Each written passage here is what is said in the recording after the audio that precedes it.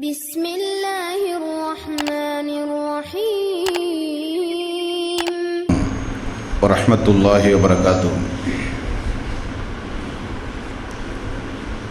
الحمد لله رب العالمين،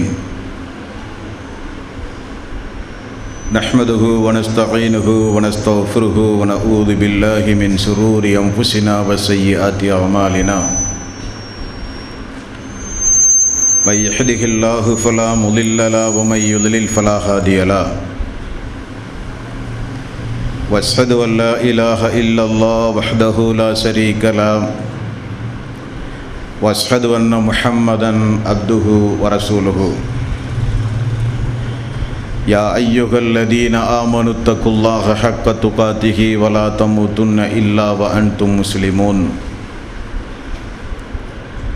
يا أيها الناس اتقوا ربكم الذي خلقكم من نفس واحدة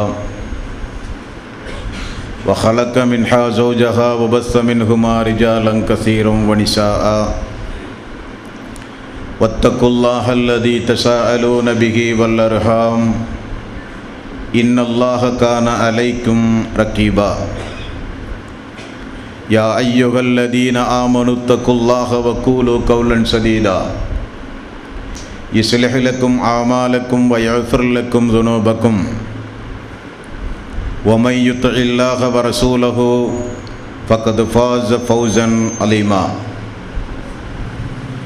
فإن خير الحديث كتاب الله وخير الهدي هدي محمد صلى الله عليه وسلم وشر الأمور محدثاتها وكل محدثة بدعة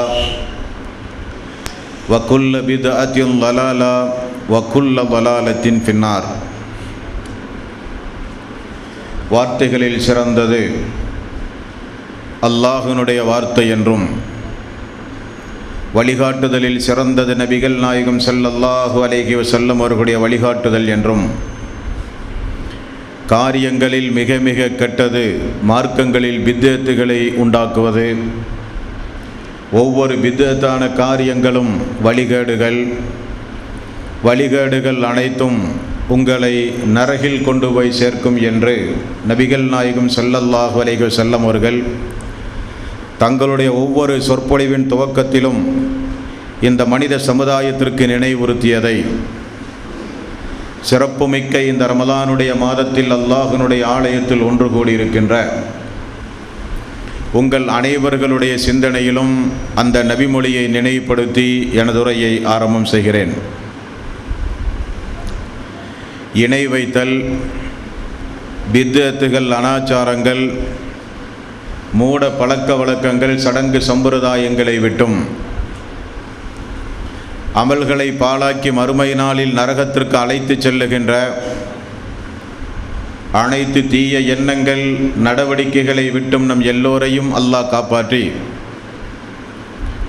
அல்லாஹ்வினுடைய மார்க்கத்தில் சொல்லப்பட்ட சட்டதிட்டங்களுக்கு ஏற்ப நம்முடைய வாழ்வை நாம் அமைத்து மரணிக்கும் பொழுது உண்மை முஸ்லீமாக மரணித்து மறுமை நாளில் வெற்றி பெறுகிற ஒரு கூட்டத்தில் அல்லாஹ் நம் எல்லோரையும் ஆக்கி அருள் புரிவானாக. அன்பிற்கும் பாசத்திற்கும் உரிய சகோதரர்களே, தாய்மார்களே, பெரியோர்களே, அறிவோம் அகிலத்தின் தூதரை என்ற ஒரு தலைப்பின் கீழ் நபிகள் நாயகம் ஸல்லல்லாஹு அலைஹி வஸல்லம் அவர்களுடைய ஒவ்வொரு சிறப்பு அம்சங்களை நாம் தொடர்ந்து அறிந்து வருகிறோம். நேற்றைய தினமும் அதற்கு முந்திய தினமும் நபிகள் நாயகம் ஸல்லல்லாஹு அலைஹி வஸல்லம் அவர்களுடைய வருமானம், கிடைத்த வருமானத்தை கொண்டு எப்படிப்பட்ட வாழ்வை தேர்வு செய்து இந்த உலகத்தில் வாழ்ந்தார்கள் என்பதை தொடர்ந்து நாம் அறிந்து வருகிறோம். இன்றைய தினம் இன்னும் ஒரு சில விவரங்களை நபிகள் நாயகம் ஸல்லல்லாஹு அலைஹி வஸல்லம் அவர்களுடைய வீடு, அந்த வீட்டுக்குள் இருந்த பொருள்கள், மரணத்தின் பொழுது இந்த மனித சமுதாயத்திற்கு அவர்கள் விட்டு சென்ற சொத்தினுடைய மதிப்பீடுகள், அப்படி விட்டு சென்ற சொத்துக்கள் கூட தனது குடும்பத்திற்கோ வாரிசுதாரர்களுக்கோ செல்லக்கூடாது என்று அவர்கள் கற்பித்த மிக கடுமையான ஒரு ஆணை என்ன என்பதையெல்லாம் இன்றைய தினம் நாம் அறிந்து கொள்ள கடமைப்பட்டிருக்கிறோம். இந்த 2-3 தினங்களாக நாம் அல்லாஹ்வினுடைய ரசூலுடைய குடும்ப வருமானங்களையும் அவருடைய ஏழ்மை வாழ்வையும் நாம் அறிவதற்கு அடிப்படையான காரணம், ஆன்மீகத்தை சொல்லி மதத்தை சொல்லி அந்த மதத்தை பின்பற்றுகிற மக்களுடைய அறியாமையையோ அவர்களுடைய பொருளாதாரத்தையோ நபிகள் நாயகம் ஸல்லல்லாஹு அலைஹி வஸல்லம் அவர்கள் எதிர்பார்க்காமல் எந்த அளவுக்கு வாழ்ந்தார்கள் என்பதைத்தான் இந்த தலைப்பினுடைய ஒரு பிரதானமான நோக்கம். ஆரம்பத்தில் உங்களுக்கு நான் நினைவுபடுத்தி இருக்கிறேன், இந்த உலகத்தில் ஆன்மீகவாதிகள் என்று யாரெல்லாம் தன்னை இனங்காண்பிக்கிறார்களோ இந்த உலகத்தில் யாரும் உழைக்க மாட்டார்கள். சீடர்களுடைய காணிக்கைகளையும் பக்தர்களுடைய பொருளாதாரங்களையும் அடிப்படையாக வைத்து சொத்து சேர்க்கிற 10-15 தலைமுறைக்கு சொத்து சேர்த்துகின்ற ஒரு பாதைதான் ஆன்மீகம் என்கிற ஒரு காலம் இருந்து வருகிற நேரம் இந்த நேரம். நபிகள் நாயகம் ஸல்லல்லாஹு அலைஹி வஸல்லம் அவர்களை இவர்களோடு ஒப்பிட்டு பேசுவதே தவறு. அந்த அளவுக்கு ரசூலுல்லாஹி ஸல்லல்லாஹு அலைஹி வஸல்லம் ஆன்மீகம் என்றால் என்ன, இறைவனால் படைக்கப்பட்ட அடியார்கள் நெருங்குவதற்குரிய வழிவகைகள் என்ன, இந்த உலகத்தில் எல்லா சீர்திருத்தவாதிகளும் ஒரு காலத்தில் மக்களால் வணங்கப்பட்டிருக்கிறார்கள், கடவுள்களாக, கடவுளின் அவதாரமாக. ஆனால் நபிகள் நாயகம் ஸல்லல்லாஹு அலைஹி வஸல்லம் ஒருபொழுதும் கடவுளுக்கு நிகராகவோ கடவுளின் அவதாரமாகவோ நான் தான் உங்களுடைய பாவங்களை மன்னிப்பேன், நான் தான் நரகத்திலிருந்து உங்களை காப்பாற்றுவேன் என்றோ, அல்லது எனது பகைமைக்கு ஆளானவர்கள் இந்த உலகத்தில் நிம்மதியோடு வாழ முடியாது என்று எச்சரித்து மக்களை பயமுறுத்தவோ ரசூலுல்லாஹி ஸல்லல்லாஹு அலைஹி வஸல்லம் அவர்கள் ஒரு காலம் செய்தது கிடையாது. அதை உணர்த்துவதற்குத்தான் ஒரு சில குறிப்புகளை நாம் சொல்லுகிறோமே தவிர அது இந்து சமுதாய மக்களையோ கிறிஸ்தவ சமுதாய மக்களையோ அவருடைய உள்ளங்களை புண்படுத்தி காயப்படுத்துவதற்காக வேண்டி அல்ல. ஆன்மீகத்தின் பெயரால் நாம் எப்படியெல்லாம் இந்த மனித சமுதாயத்தில் ஏமாற்றப்படுகிறோம் என்பதை அவர்கள் உள்ளபூர்வமாக உணர்ந்து உண்மையில் மனிதர்களுக்காக வேண்டி அருளப்பட்ட நபிகள் நாயகம் ஸல்லல்லாஹு அலைஹி வஸல்லம் அவர்களை இந்த மனித சமுதாயம் பின்பற்ற வேண்டும் என்பதற்குத்தான் அவருடைய வாழ்விலே இருக்கிற ஒரு சில பரிசுத்த தன்மையை இந்த தொடர் உரையின் மூலம் நாம் இந்த மனித சமுதாயத்திற்கு விளக்குகிறோம். அவர் வாழ்ந்ததைப் போல தினசரி பட்டினியாகவோ தினசரி பேரித்தம்பளத்தையும் தண்ணீரையும் குடித்தோ பல நாட்கள் நாங்கள் வயிறார உண்ணவில்லை என்று அவருடைய குடும்பத்தார்கள் இந்த மனித சமுதாயத்திற்கு சொன்னதைப் போலவோ நம்மை வாழ அல்லாஹ்வினுடைய ரசூல் சொல்லவில்லை. அல்லாஹ் அவனுடைய அருள்மறையாம் திருமறை குர்ஆனிலும் அப்படி சொல்லவில்லை. பிறகு ஏன் இந்த வரலாற்று குறிப்புகள் எல்லாம் இந்த மனித சமுதாயத்தில் எடுத்துச் சொல்லப்படுகிறது என்றால், உலகத்தில் இருக்கிற ஆன்மீகவாதிகளுக்கும் இவருக்கும் இருக்கிற வித்தியாசம், மனிதர்கள் பொதுவாகவே பேராசை குணங்களை தவிர்த்து தனக்கு மேலுள்ளவர்களை பார்க்காமல் கீழுள்ளவர்களை மட்டுமே பார்த்து ஒரு ஏழ்மை நிலையை மனிதர்கள் தேர்வு செய்து வாழ்ந்தால் அவர்கள் எப்பொழுதும் எந்த தியாகத்திற்கும் தயாராவார்கள் என்பதற்குரிய குறிப்பைத்தான் இன்றைக்கு உங்களுக்கு நான் சொல்ல போகிறேன். 1400 ஆண்டுகளுக்கு முன்னால் இந்த உலகத்தில் இறைவனுடைய மார்க்கமாகிய இஸ்லாம் என்கிற ஒரு மார்க்கத்தை இறை தூதர் என்கிற ஒரு அந்தஸ்தோடு உலக மக்களுக்கெல்லாம் இறை தூதராக அனுப்பப்பட்ட நபிகள் நாயகம் ஸல்லல்லாஹு அலைஹி வஸல்லம் அவர்கள் எப்படி வாழ்ந்தார்கள்? அவர் இவர்களைப் போல ஒரு குட்டி ஒரு ஆன்மீகவாதி அல்ல. அல்லாஹ்வினுடைய ரசூல் நபிகள் நாயகம் ஸல்லல்லாஹு அலைஹி வஸல்லம் இறைவனுடைய தூதர் மட்டுமல்ல, அரபு சாம்ராஜ்யமே அன்றைக்கு அவருடைய காலுக்கடியிலே வந்து விழுந்து கிடந்தது. அல்லாஹ்வினுடைய ரசூல் எல்லா இடங்களிலும் கவர்னர்களை நியமித்து மிகப்பெரிய ஒரு இஸ்லாமிய சாம்ராஜ்யத்தை அல்லாஹ்வினுடைய ரசூல் நிறுவி வாழ்ந்து கொண்டிருக்கும் பொழுது அவருடைய பொருளாதார சூழ்நிலையை நீங்கள் கேட்க வேண்டும். அவரிடத்தில் பணிபுரிந்த அனஸ் ரலியல்லாஹு அன்ஹு வேறு யாராவது சொல்லியிருந்தால் கூட நமக்கு ஒரு நெருடல் வரலாம். அல்லாஹ்வினுடைய ரசூலிடத்திலே பணிபுரிந்த 24 மணி நேரம் அல்லாஹ்வுடைய ரசூல் உடனே இருந்து வாழ்ந்த அவருடைய அன்பு தோழர் பணியாளர் அனஸ் ரலியல்லாஹு அன்ஹு அவர்கள் சஹாபாக்களுக்கு அவருடைய மரணத்திற்கு பிறகு ஒரு 2 செருப்புகளை தூக்கி காண்பித்து கொடுக்கிறார்.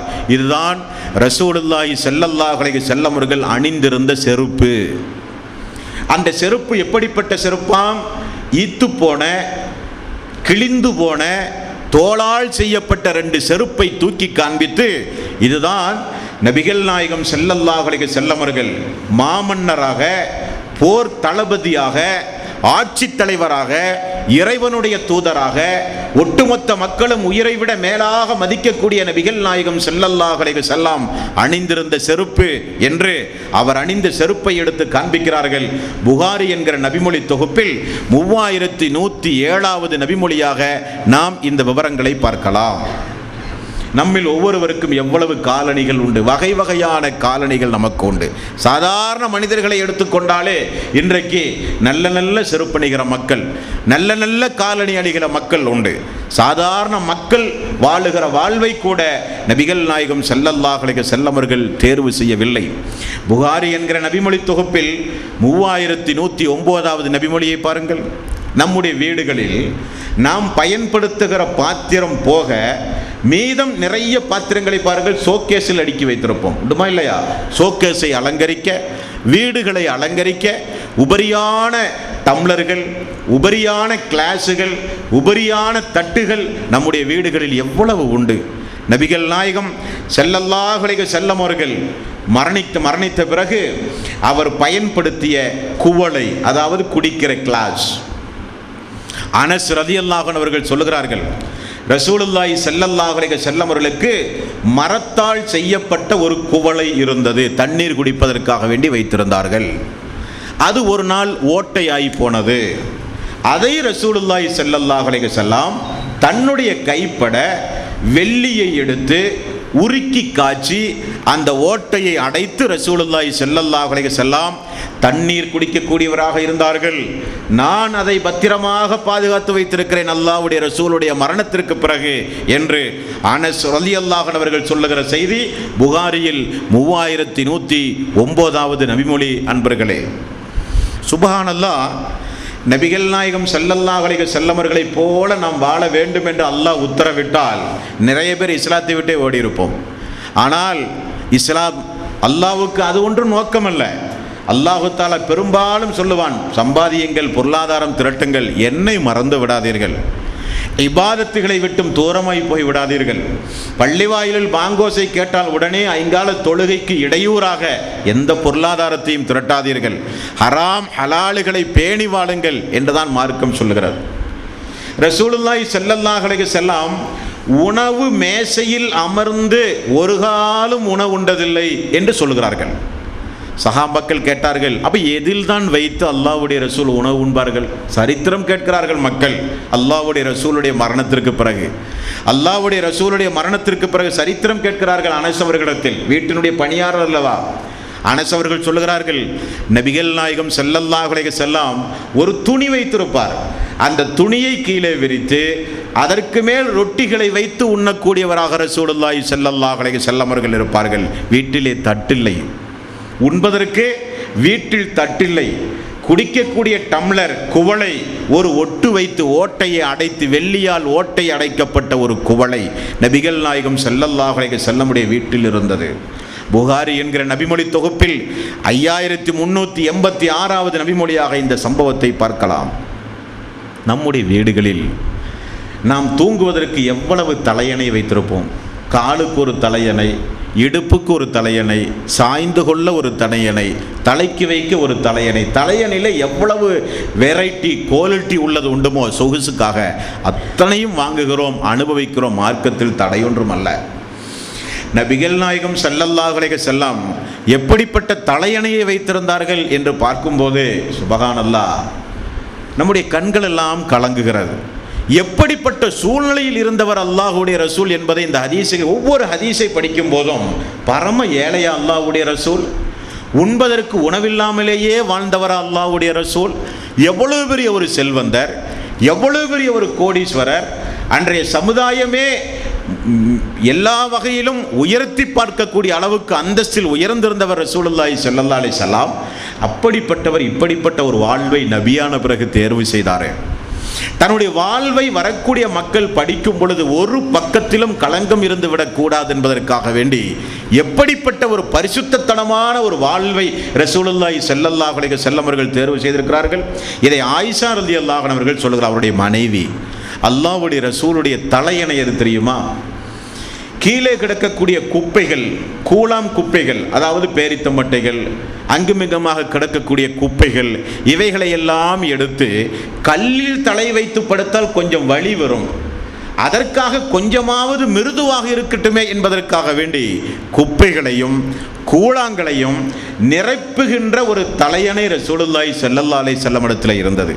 அதை கொண்டுதான் படுப்பார்கள், அதை கொண்டுதான் அல்லாஹ்வுடைய ரசூல் சாய்ந்தும் கொள்ளுவார்கள் என்கிற செய்தி புகாரியில் 6456வது நபிமொழியாக அன்பர்களே நீங்கள் பார்க்கலாம். நபிகள் நாயகம் ஸல்லல்லாஹு அலைஹி வஸல்லம் வீட்டில் ஏதாவது விரிப்புகள் உண்டுமா? தலையணையை பார்த்தோம். பாயில் தான் ரசூலுல்லாஹி ஸல்லல்லாஹு அலைஹி வஸல்லம் அவர்கள் படுப்பார்கள், ஈச்ச மரத்தால் செய்யப்பட்ட பாய். இந்த நபிமொழியை படிக்கும்போது ரசூலுல்லாஹி ஸல்லல்லாஹு அலைஹி வஸல்லம் படுத்துறங்கி முதுகில் அந்த பாயினுடைய வடு அடையாளம் இருக்கிற நிலையில் சஹாபாக்கள் பார்த்து விட்டார்கள். சஹாபாக்கள் கேட்டார்கள், யா ரசூலல்லாஹ் நீங்கள் அனுமதி அளித்தால், ஹதீஸில் இப்படித்தான் வாசகம், யா ரசூலல்லாஹ் நீங்கள் அனுமதி அளித்தால் உங்களுடைய முதுகில் இந்த வடுகள் உண்டுமே, அந்த வடுகள் படியாமல் இருக்க ஒரு விரிப்பை நாங்கள் தயார் செய்யட்டுமா யா ரசூலல்லாஹ்? ரசூலுல்லாஹி ஸல்லல்லாஹு அலைஹி வஸல்லம் அந்த மக்களுக்கு சொன்ன பதில், உடனே சொன்ன பதில், உலகத்திற்கும் எனக்கும் என்ன தொடர்பு? இந்த துனியாவுக்கும் எனக்கும் என்ன தொடர்பு? ஏன் இப்படியெல்லாம் நீங்கள் என்னிடத்திலே வந்து கேட்கிறீர்கள்? ஒரு பயணி பயணம் செய்யும் போது கொஞ்ச நேரம் நிழற்குடையில் மரத்திற்கு அடியில் கொஞ்ச நேரம் இளைப்பாறுகிறார், பிறகு மீண்டும் பயணம் செய்கிறார். அப்படி பயணம் செய்கிற அந்த பயணிக்கும் அந்த மரத்தடிக்கும் என்ன தொடர்போ அதுதான் எனக்கும் இந்த உலகத்திற்கும் தொடர்பு. நான் ஒரு பயணி. அல்லாஹு தஆலா தாயினுடைய கருவறையில் நம்மை உண்டாக்கினான். அங்கிருந்து அல்லாஹ் இந்த பூமிக்கு கொண்டு வரச் செய்தான். பூமியிலிருந்து திரும்ப நாம் மண்ணறைக்கு ஒரு பயணமாக போகிறோம், மண்ணறையிலிருந்து திரும்ப மறுமைக்கு பயணமாக போகிறோம். நீண்ட ஒரு பயணத்தில் இருக்கிற நாம் கொஞ்ச நேரம் இந்த பூமியிலே நாம் வாழ்ந்து கொண்டிருக்கிறோமே தவிர நமக்கும் இந்த உலகத்திற்கும் என்ன தொடர்பு என்று யாரிடத்தில் கேட்டார்கள்? யா ரசூலல்லாஹ் உங்களுக்கு மாளிகை கட்டவா, யா ரசூலல்லாஹ் உங்களுக்கு நாங்கள் பெரிய பெரிய பெரிய வசதி வாய்ப்புகளை செய்து தரவா என்று கேட்ட மக்களிடத்தில் அல்ல.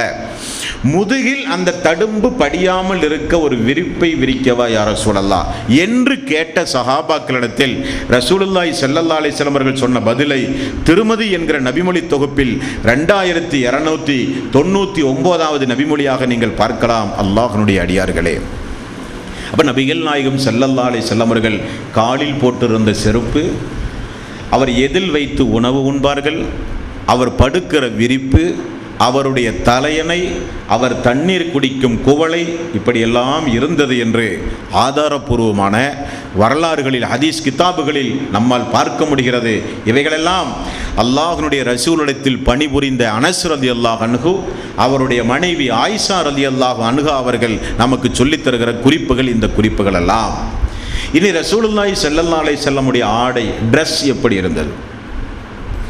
யாசகம் கேட்பான வீதிகளில் அவன் கூட இன்றைக்கு 10-15 ஆடைகள் வைத்திருப்பான்.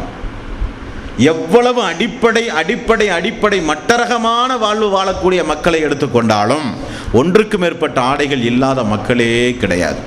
ஆனால் நபிகள் நாயகம் ஸல்லல்லாஹு அலைஹி வஸல்லம் அவர்களுடைய ஆடை எப்படி இருந்தது என்பதை கூட அவர்களுடைய மனைவிமார்கள், பணியாளர் அனஸ் ரலியல்லாஹு அன்ஹு அவர்கள் நமக்கு சொல்லித் தருகிறார்கள். ஒரு நாள் பாருங்கள், ஒரு பெண்மணி, யா ரசூலல்லாஹ் இது என்னுடைய கைப்பட நான் நெய்த ஆடை, எனது கைப்பட நான் தயாரித்த ஆடை யா ரசூலல்லாஹ், இதை நீங்கள் அணியுங்களேன் என்று ஒரு பெண்மணி ரசூலுல்லாஹி ஸல்லல்லாஹு அலைஹி வஸல்லம் அவர்களுக்கு அன்பளிப்பு செய்தார்கள். வீட்டுக்குள் போய் அந்த ஆடையை கீழாடையாக அணிந்து கொண்டார்கள். இதுதான் ஹதீஸிலே உள்ள வாசகம்.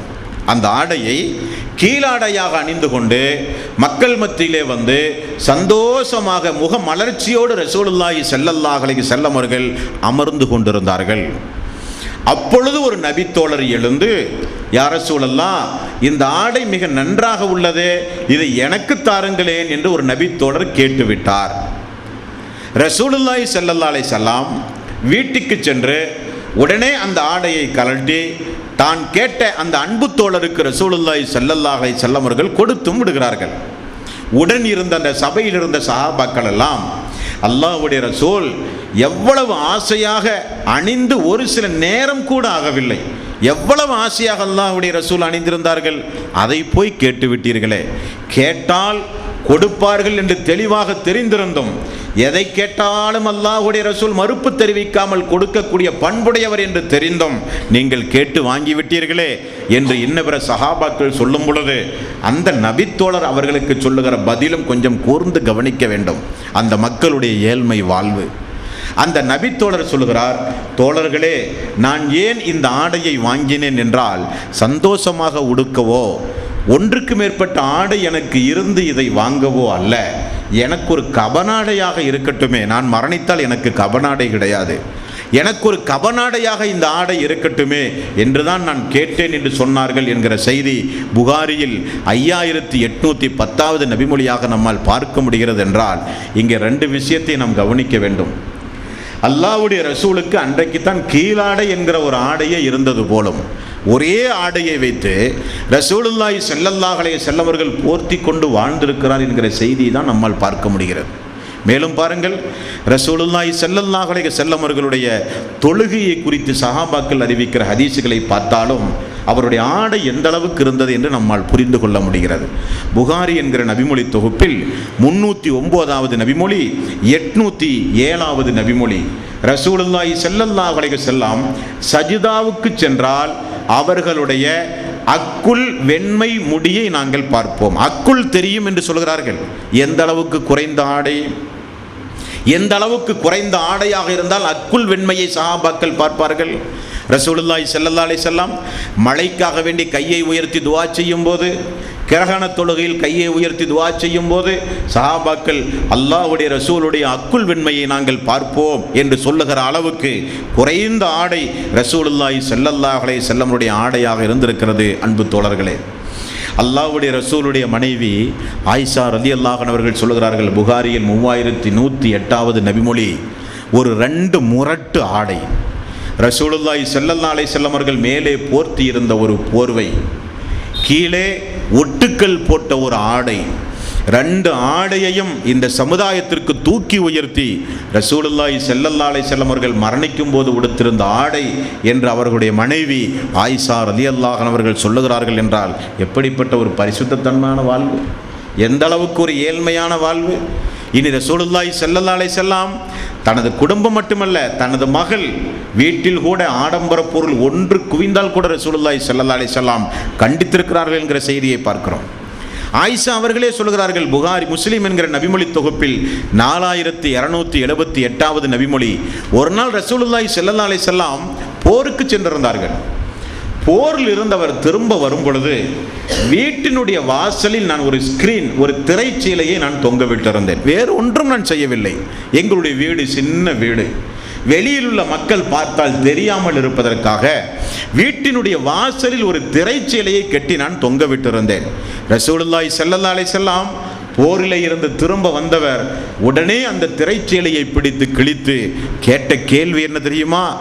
கல்லுக்கும் களிமண்ணுக்கும் சுவருக்கும் ஆடை கொடுத்தாயா என்று அல்லாஹ் உம்மிடத்தில் கேள்வி கேட்கப் போகிறானா என்று ரசூலுல்லாஹி ஸல்லல்லாஹு அலைஹி வஸல்லம் கடுஞ்சொல்லை பயன்படுத்தி வீட்டில் ஒரு திரைச்சீலை தொங்க விட்டப்படுவதற்கு ரசூலுல்லாஹி ஸல்லல்லாஹு அலைஹி வஸல்லம் கோபப்பட்டார்கள் என்கிற செய்தி முஸ்லிமில் 4278வது நபிமொழியாக பார்க்கிறோம்.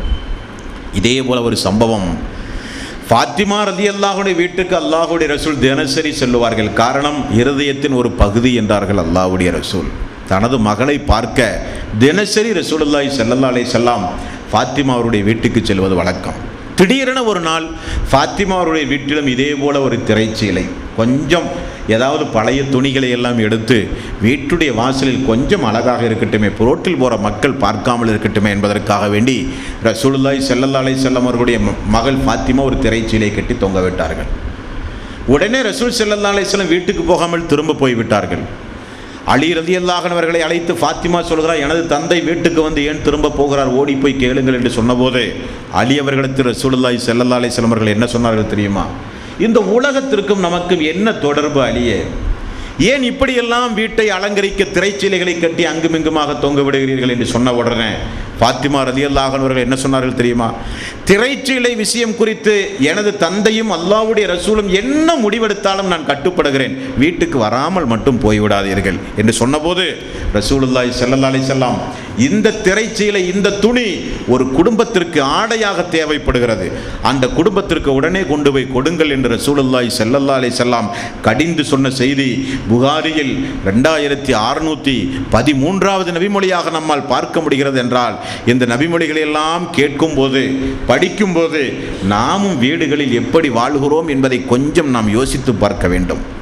உபரியாக நம்மிடத்தில் இருக்கக்கூடிய ஆடை, எந்த பயனும் இல்லாமல் வீடுகளில் அங்குமிங்குமாக அலங்காரத்திற்கு வைக்கப்பட்டிருக்கிற பாத்திரங்கள், கிளாஸுகள், குவளைகள், வீட்டை அலங்கரிக்க எத்துணை ஆயிரம் ரூபாய்க்கு நாம் தொங்கவிடப்பட்டிருக்கக்கூடிய திரைச்சீலைகள், ஸ்கிரீன்கள் எவைகள் என்பதை நாம் கொஞ்சம் ஆலோசனை செய்து பார்க்க வேண்டும்.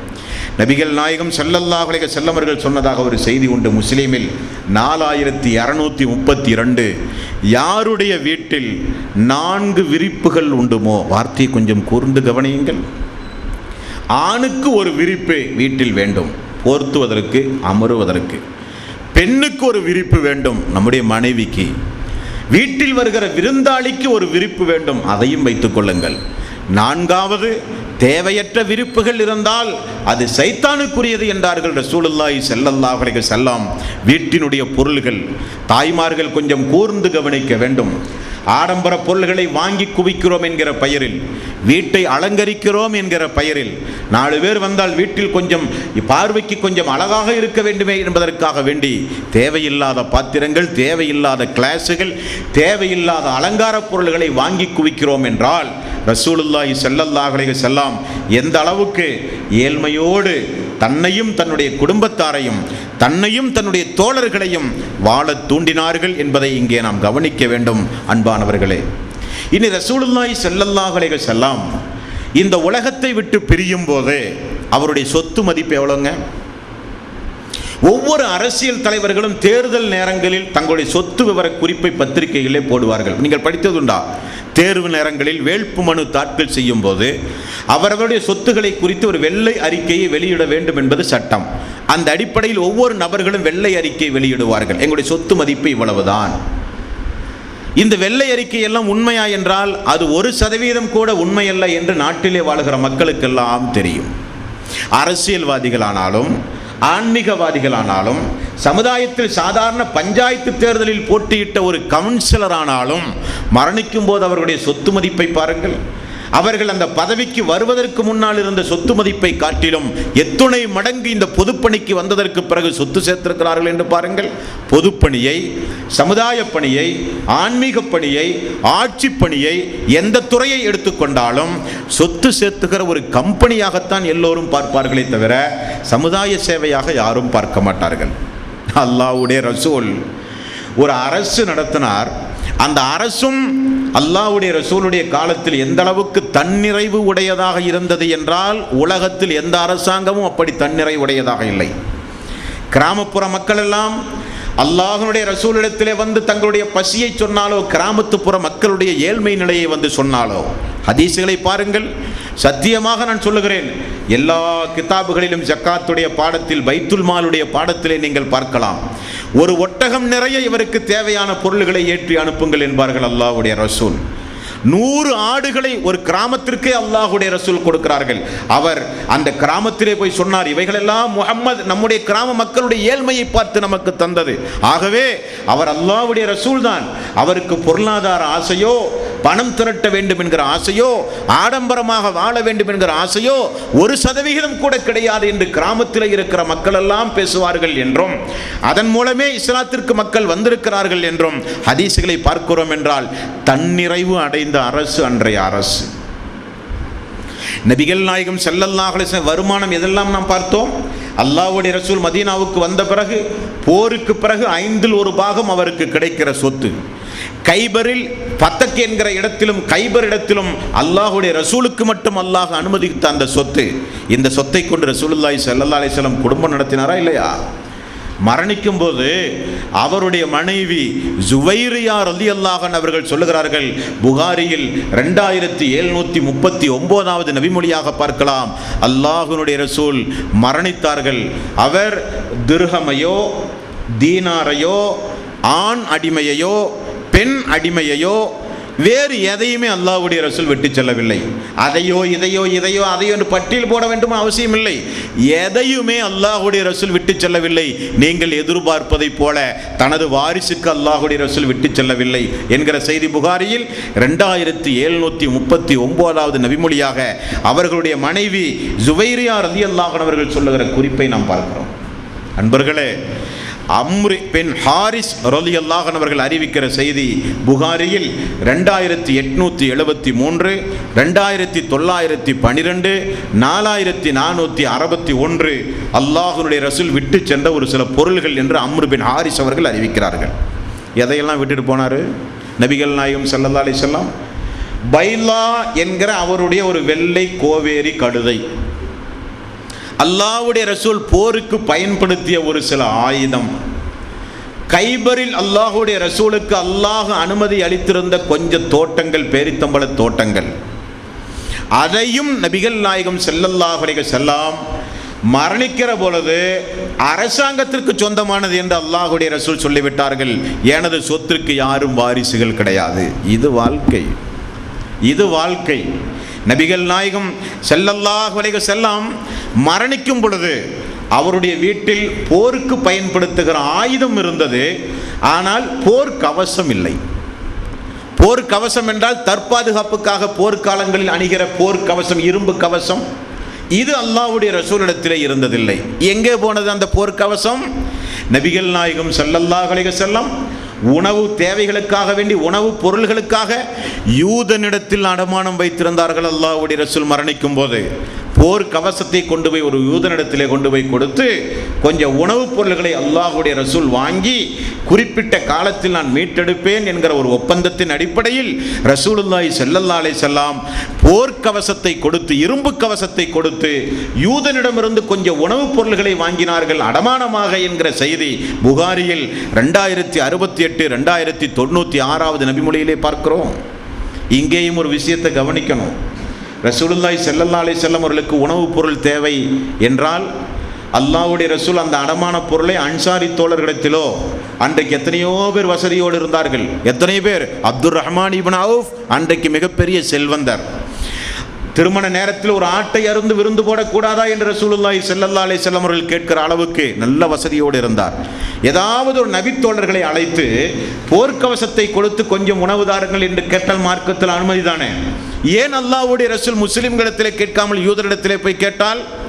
முஸ்லிம்களில் உத்தம சஹாபாக்கள் யாரும் அந்த பொருளை வாங்கி அல்லாஹ்வுடைய ரசூலுக்கு உணவுப் பொருள் கொடுக்க மாட்டார்கள். அப்படிப்பட்ட மனோபாவம் உடையவர்கள் எல்லாம் அந்த சஹாபாக்கள். அதை ரசூலுல்லாஹி ஸல்லல்லாஹு அலைஹி வஸல்லம் உணர்ந்திருந்தார்கள். அல்லாஹ்வுடைய ரசூல் அதை உணர்ந்திருந்தார்கள். நம்முடைய தோழர்கள் யாரும் இதை கொடுத்து நமக்கு உணவுப் பொருள் தரமாட்டார்கள். ஆகவே தோழர்களுக்கே தெரியாமல், யாருக்கும் தெரியாமல் மதீனாவில் இருக்கிற ஒரு யூதனை அழைத்து இந்த போர்க்கவசத்தை வைத்து கொஞ்சம் உணவுப் பொருள் தாப்பா, கோதுமையோ தானியத்தையோ தான், நான் இன்ஷா அல்லாஹ் நான் திரும்ப வாங்கிக் கொள்வேன் என்று சொன்னார். மீட்டப்படாமலேயே ரசூலுல்லாஹி ஸல்லல்லாஹு அலைஹி வஸல்லம் மரணித்து போய்விட்டார்கள். அன்பானவர்களே, அப்போ போர்க்கவசம் அடமானத்தில் இருக்கும் பொழுது கொஞ்சம் ஆயுதங்கள், இன்றைக்கெல்லாம் ஆயுதம் அந்தந்த நாடு தான் போர் வீரர்களுக்கு சப்ளை செய்யும். போரில் இருந்து ஒரு மனிதர் போர் வீரராக ஒரு மனிதர் இருந்து ஓய்வு வரும்போது துப்பாக்கியில் இருந்து அந்த போர் பொருள் அனைத்தையும் அரசாங்கத்திடம் ஒப்படைத்து விட்டு தான் செல்ல வேண்டும். அது இந்த நாட்டிலே இருக்கிற சூழல். அன்றைக்கெல்லாம் சொந்த பணத்தில் தான் ஆயுதம் வாங்க வேண்டும், சொந்த பணத்தில் தான் அதுக்குண்டான வாகனங்கள் வாங்க வேண்டும். குதிரையானாலும் ஒட்டகமானாலும் அரசாங்கம் எல்லாம் எல்லாருக்கும் ஆயுதம் கொடுத்து கொண்டிருக்கக்கூடாது. சொந்த பணத்தில் சமுதாயத்தை பாதுகாப்பதற்காக வேண்டி வாங்கி குவித்து வைத்திருந்த போர் ஆயுதம் போக, எங்காவது போய் வர இருக்கிற அந்த பைலா என்கிற அந்த கழுதை போக, எந்த பொருளையும் நபிகள் நாயகம் ஸல்லல்லாஹு அலைஹி வஸல்லம் அவர்கள் விட்டு செல்லவில்லை என்று அவர்களுடைய அன்பு மனைவி ஆயிஷா ரலியல்லாஹு அன்ஹா அவர்களும் ஜுவைரியா ரலியல்லாஹு அன்ஹா அவர்களும் இப்படியெல்லாம் அறிவிக்கிறார்கள் என்றால் என்ன ஒரு வாழ்வு, பரிசுத்தமான ஒரு வாழ்வு. நமது நாட்டில் கருணாநிதி உண்டு, ஜெயலலிதா உண்டு, ஒவ்வொரு மாநிலத்திலும் முதலமைச்சர்கள் உண்டு, சாதாரண பஞ்சாயத்து தலைவர்களில் இருந்து ஒவ்வொரு பதவிகளிலும் பொறுப்புகளிலும் அங்கம் வகிக்கக்கூடிய அரசியல் தலைவர்கள் உண்டு. எவனாவது நான் மரணிக்கும் போது எனது சொத்துக்கள் எல்லாம் அரசுக்கு சொந்தமானது என்று யாராவது அறிவிப்பு செய்வார்களா சகோதரர்களே? யாராவது அறிவிப்பு செய்வார்களா? இந்த தலைவர் மாமனிதர் நபிகள் நாயகம் ஸல்லல்லாஹு அலைஹி வஸல்லம் ஒரு கழுதையையும் கொஞ்சம் போர்க்கவசத்தை அடமானமாக வைத்தும் ஆயுதங்களை வைத்தும் ரசூலுல்லாஹி ஸல்லல்லாஹு அலைஹி வஸல்லம் அவர்கள் மரணித்தார்கள் 2 ஆடையோடு என்று குடும்பம் தகவல் சொல்லுகிறது. ஆனால் உயிரோடு வாழும்போது ரசூலுல்லாஹி ஸல்லல்லாஹு அலைஹி வஸல்லம் அவர்கள் என்ன சொன்னார்கள் தெரியுமா? அந்த கைபரில் இருக்கிற அந்த இடங்களில் வருகிற பேரித்தங்கனிகள், அந்த இடம் அல்லாஹு தஆலா எனக்கு மட்டும் போர் இல்லாமலேயே அனுமதி அளித்திருந்தாலும் என்னுடைய மரணத்திற்கு பிறகு அந்த இடம் அரசாங்கத்திற்கு சொந்தமானது, வாரிசுகள் நிச்சயமாக பங்கிடக்கூடாது என்றார்கள் ரசூலுல்லாஹி ஸல்லல்லாஹு அலைஹி வஸல்லம். மிகப்பெரிய ஒரு ஆணை பிறப்பித்தார்கள் அல்லாஹ்வுடைய ரசூல்.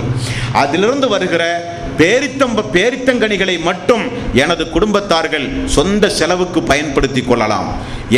எனக்கு பிறகு ஆட்சியாளர்கள் அதில் இருக்கிற பேரித்தங்கனிகளை தங்களுடைய ஊதியமாக பெற்றுக்கொள்ளலாம். ஆனால் அந்த இடத்தை விற்கவோ வாரிசுகள் பங்கிடவோ 1% கூட அனுமதிக்கப்படாது. எனது சொத்து என்னுடைய மரணத்திற்கு பிறகு அரசாங்கத்திற்கு சொந்தமானது என்று சொன்ன ஒரு ஆட்சி தலைவரை உலக வரலாற்றில் கியாமத் நாள் வரை நீங்கள் பார்க்க முடியாது. நபிகள் நாயகம் ஸல்லல்லாஹு அலைஹி வஸல்லம் அவர்கள் கூறிய செய்தி புகாரியில் 3094, புகாரியில் 6727. எனது சொத்து தர்மமாகும், எனது சொத்துக்கு வாரிசுகள் கிடையாது, எனது சொத்து அரசுக்கு சொந்தமானது என்றார்கள் ரசூலுல்லாஹி ஸல்லல்லாஹு அலைஹி வஸல்லம். அப்படி அல்லாஹ்வுடைய ரசூலுக்கு இருக்க அந்த சொத்து அரசுக்கு போனது. அல்லாஹ்வுடைய ரசூலுடைய மௌத்துக்கு பிறகு அபூபக்கர் சித்திக் ரலியல்லாஹு அன்ஹு 2 ஆண்டு காலம் அந்த கைபரில் விளைகிற பேரித்தங்கனிகளை குடும்பத்தார்களுக்கு கொடுத்து கொண்டே இருப்பார்கள், ஒரு ஜீவனாம்சம் போல. அல்லாஹ்வுடைய ரசூல் அப்படித்தானே சொன்னார்கள். ஆட்சி அதிகாரத்திற்கு வருகிறவர்கள் அதில் வருகிற தானியங்களை அனுபவித்துக் கொள்ளலாமே தவிர சொத்துக்களை பங்கிடுதல் கூடாது என்றார்கள் ரசூலுல்லாஹி ஸல்லல்லாஹு அலைஹி வஸல்லம். அந்த அடிப்படையில் ஒரு செய்தியை பாருங்கள். புகாரியில் 6730வது நபிமொழி.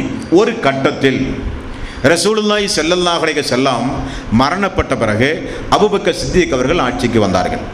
அபூபக்கருடைய ஆட்சி காலத்தில் ரசூலுல்லாஹினுடைய மனைவிமார்கள் எல்லாம் பேசுகிறார்கள், கைபரில் பதக் என்கிற இடத்திலும் நமக்குரிய சொத்துண்டே, நம்முடைய கணவருக்குரிய சொத்து, இதை நாம் அபூபக்கர் சித்திக் அவர்களிடத்தில் உஸ்மான் ரலியல்லாஹு அன்ஹு அவர்களை அனுப்பி கேட்டு வாங்கி பங்கு வைத்துக் கொள்ளலாம் என்கிற ஒரு முடிவுக்கு வருகிறார்கள்.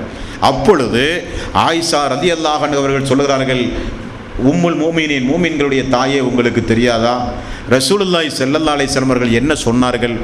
என்னுடைய சொத்துக்கு யாரும் வாரிசுகள் கிடையாது, அது தர்மமாகும், அது அரசுக்கு சொந்தமானது என்று சொன்னார்களா இல்லையா என்று மனைவிமார்கள் தடுத்தார்கள் என்கிற செய்தி புகாரியில் 6730வது நபிமொழியாக பார்க்கிறோம். ஃபாத்திமா ரலியல்லாஹு அன்ஹா அவர்கள் அபூபக்கர் சித்திக் அவருடைய ஆட்சி காலத்தில் போய் எனது தந்தையுடைய சொத்து, கைபரில் உள்ள சொத்தை எங்களுக்கு தாருங்கள், எங்களுடைய குடும்பத்திற்கு தாருங்கள் என்று கேட்டபோது அபூபக்கர் சித்திக் ரலியல்லாஹு அன்ஹு அவர்கள் மிக தெளிவாக சொன்னார்கள், அல்லாஹ்வுடைய ரசூல் என்ன ஆணை கற்பித்தாரோ அதற்கு மாற்றமாக 1% கூட நான் நடக்க மாட்டேன். நீங்கள் எனக்கு என்னுடைய உயிரை விட மேலானவர்கள். அல்லாஹ்வுடைய ரசூலுடைய குடும்பத்தை நான் நேசிப்பதை காட்டிலும் யாரும் நேசிக்க முடியாது. ஆனால் கைபரிலும் ஃபத்தக் என்கிற இடத்திலும் வருகிற பேரித்தங்கனிகள் தான் உங்களுக்கு சொந்தமானதே தவிர அந்த இடத்தை எல்லாம் விற்கவோ பங்கிடவோ 1% கூட நான் அனுமதிக்க மாட்டேன். காரணம், உங்களுடைய தந்தையும் அல்லாஹ்வுடைய ரசூலுமாகிய நபிகள் நாயகம் ஸல்லல்லாஹு அலைஹி வஸல்லம் அவர்கள் சொன்னார்கள், எனது சொத்துக்கு வாரிசுகள் கிடையாது, அது அரசுக்கு சொந்தமானது என்று ரசூலுல்லாஹி ஸல்லல்லாஹு அலைஹி வஸல்லம் அவர்கள் சொன்னார்கள் என்கிற செய்தி புகாரியில் 3092, 4240வது நபிமொழியாக பார்க்கலாம். அபூபக்கர் அவர்கள் ஃபாத்திமா அவர்களுக்கு சொன்ன பதில். ரசூலுல்லாஹி ஸல்லல்லாஹு அலைஹி வஸல்லம், எனது சொத்துக்களை யாரும் பங்கிடக்கூடாது, அதில் வருகிற தானியங்கள் எனது குடும்பத்துடைய வருமானத்திற்கு, எனது குடும்ப வருமானங்கள் நீங்களாக, அரசு கருவூலங்களை பார்க்கிற ஆட்சி தலைவர்கள் எடுத்துக்கொள்கிற ஊதியம் நீங்களாக, யாருக்கும் எனது சொத்தில் பங்கில்லை என்று சொன்ன செய்தி புகாரியில் 6729வது நபிமொழியாக நம்மால் பார்க்க முடிகிறது என்றால், இன்றைய சம்பவத்திலே இருந்து நமக்கு கிடைக்கக்கூடிய ஒரு பாடம், படிப்பினை.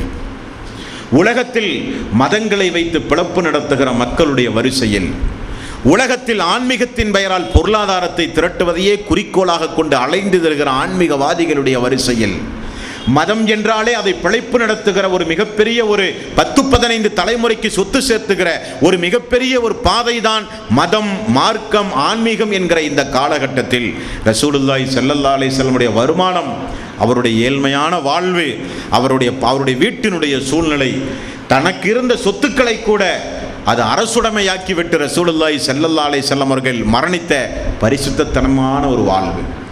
மீண்டும் உங்களுக்கு நான் ஞாபகப்படுத்துவது, இந்த சமுதாயத்திற்கு ரசூலுல்லாஹி ஸல்லல்லாஹு அலைஹி வஸல்லம் அவர்கள் சொன்னார்கள், மக்களுடைய பொருளாதாரத்தை விரும்பாதீர்கள், மக்களும் உங்களை நேசிப்பார்கள். யாசகம் கேட்காதீர்கள், அது அவ்வளவு நல்ல பழக்கம் அல்ல, கௌரவம், மானம், மரியாதை, அந்தஸ்தை பாதித்துவிடும். உழைத்து உண்ணுகிற உணவுதான் தலை சிறந்த உணவு என்றார்கள் ரசூலுல்லாஹி ஸல்லல்லாஹு அலைஹி வஸல்லம். தன்னுடைய குடும்பத்திற்கு போட்ட கட்டுப்பாடு, தன்னுடைய குடும்பத்திற்கு யாரும் எனது ஏழ்மை நிலையை பார்த்தோ, எனது குடும்பத்தாரின் ஏழ்மை நிலையை பார்த்தோ, பைத்துல் மாலிலிருந்து கொடுப்போமே, ஜக்காத்து நிதியிலிருந்து கொஞ்சம் அல்லாஹ்வுடைய ரசூலுக்கு கொடுப்போமே, தர்மமாக கொஞ்சம் கொடுத்து உதவுமோமே என்று யாரும் என்னிடத்திலே வரக்கூடாது. எனக்கும் எனது குடும்பத்தாருக்கும் தர்மம் ஹராம், ஜக்காத்து பொருள் ஹராம் என்று கடுமையான ஒரு சட்டத்தை ரசூலுல்லாஹி ஸல்லல்லாஹு அலைஹி வஸல்லம் தனக்குத்தானே விதித்து கொண்டார்கள். அது மட்டுமல்ல, என்னுடைய மரணத்திற்கு பிறகு அல்லாஹ் எனக்கு விதித்திருந்த, எனக்கு மட்டுமே சொந்தமாக்கி தந்த, என்னிடத்தில் ஒரு 100 ஆடுகள் கொண்ட ஆட்டு பண்ணை இருந்தாலும் சரி, 5ல் ஒரு பாகம் எனக்கு அல்லாஹ்வுடைய பாதையில் போரிடும் போது வருகிற கனிமத்து பொருள்களானாலும் சரி, அந்த கைபரில் இருக்கிற சொத்தானாலும் சரி, நான் உயிரோடு வாழும் பொழுது எனக்கு குடும்பத்தார்கள் அனுபவித்துக் கொள்ள வேண்டும். என்னுடைய மரணத்திற்கு பிறகு வருகிற வருமானத்தை அனுபவித்துக் கொள்ள வேண்டுமே தவிர சொத்துகளுக்கு யாரும் வாரிசு கிடையாது, சொத்துக்களை யாரும் பங்கிடக்கூடாது, அந்த சொத்துகள் அனைத்தும் அரசாங்கத்திற்கு சொந்தமானது என்று சொன்னார்கள் என்றால், கொஞ்சம் கூட காலதாமதம் இல்லாமல் இஸ்லாம் அல்லாத சகோதரர்கள் யார் இருந்தாலும் இந்த அகிலத்தின் தூதரை, இந்த மாமனிதரை, நபிகள் நாயகம் ஸல்லல்லாஹு அலைஹி வஸல்லம் அவர்களை அல்லாஹ்வுடைய தூதராக நீங்கள் ஏற்றியேதான் ஆக வேண்டும். அந்த அளவுக்கு பரிசுத்தன்மையான வாழ்வு நபிகள் நாயகம் ஸல்லல்லாஹு அலைஹி வஸல்லம் உடைய வாழ்வு. இந்த ஆன்மீக தலைவரை ஆன்மீக தலைவராக ஒப்புக்கொண்டால் நம்முடைய மானமோ, நம்முடைய பொருளாதாரமோ, நம்முடைய வாழ்வில் என்றைக்குமோ தலைகுனிவு ஏற்படாது. கௌரவத்தோடு, அந்தஸ்தோடு தலை நிமிர்ந்து நிற்க வேண்டிய ஒரு வழிமுறையை நமக்கு சொல்லித்தந்த வந்தவர் ரசூலுல்லாஹி ஸல்லல்லாஹு அலைஹி வஸல்லம். உலகத்தில் எத்தனையோ ஆன்மீகவாதிகளை பின்பற்றி செருப்படி வாங்குகிற ஆன்மீகவாதிகள் உண்டு. பொருளாதாரத்தையும் மானம் மரியாதையையும் இழந்து ரோட்டில் நிற்கிற சீடர்களை இந்த உலகத்திலே நாம் பார்க்கிறோம். அப்படி ஒரு நிலைமையை இஸ்லாமியர்களுக்கு அல்லாஹ்வுடைய ரசூல் உருவாக்கி தந்தாரா? ரசூலுல்லாஹி ஸல்லல்லாஹு அலைஹி வஸல்லம் அவர்களை குறித்து அல்லாஹ் என்ன சொல்கிறான்? அடிமைத்தன்மையிலே இருந்து உங்களை விலக்கி அந்தஸ்தோடு கௌரவத்தோடு உங்களை வாழ வைக்கக்கூடிய ஒரு தூதர் உங்களுக்கு நான் அனுப்பியிருக்கிறேன் என்று அல்லாஹ் சொல்கிறானே, அந்த தூதர் முஸ்லிம்களுடைய தூதர் அல்ல, அரபு நாட்டு மக்களுடைய தூதர் அல்ல, குறிப்பிட்ட ஊராரோ இனத்தாரோ மொழியினரோ பின்பற்றுகிற தூதர் அல்ல. அவர் ஒமா அர்சல்னாக இல்லா காஃபத்தன் லின்னாஸி பஸீரன் வ நதீரா, உலக மக்கள் அனைவர்களுக்கும் அல்லாஹுவால் அனுப்பப்பட்ட அந்த தூதரை காலதாமதம் இல்லாமல் மரணிப்பதற்கு முன்னதாகவே அவருடைய பரிசுத்த தன்மையினுடைய வாழ்வை புரிந்து கொண்டு, ஆன்மீகத்தின் பெயரால் மக்களை ஏமாற்றாத தன்மையை புரிந்து, மக்களுடைய அறியாமையை, என்றைக்கும் மக்களுடைய பலகீனத்தை தவறாக பயன்படுத்தாத ரசூலுல்லாஹி ஸல்லல்லாஹு அலைஹி வஸல்லம் அவர்களுடைய தூய்மை வாழ்வை படித்து உணர்ந்து ஏற்று நடக்கக்கூடிய நன்மக்களாக அல்லாஹ் நம் அனைவர்களையும் ஆக்கி அருள் புரிவானாக. எல்லாம் வல்ல அல்லாஹு தாலா புனிதமிக்க இந்த ரமலானுடைய மாதத்தில் நாம் செய்துகிற நல்ல மலுகளுக்குரிய கூலியை நிறைவாக தந்து, மறுமை நாளில் சொர்க்கத்தில் அந்த அல்லாஹ்வுடைய ரசூலோடு ஒன்றாக இருக்கிற ஒரு வாய்ப்பை அல்லாஹ் நம் அனைவர்களுக்கும் தந்து அருள் புரிவானாக. வாஹிரு தவ்வானா அனில் ஹம்துலில்லாஹி ரப்பில் ஆலமீன். அஸ்ஸலாமு அலைக்கும் வரஹ்மத்துல்லாஹி வபரகாத்துஹு.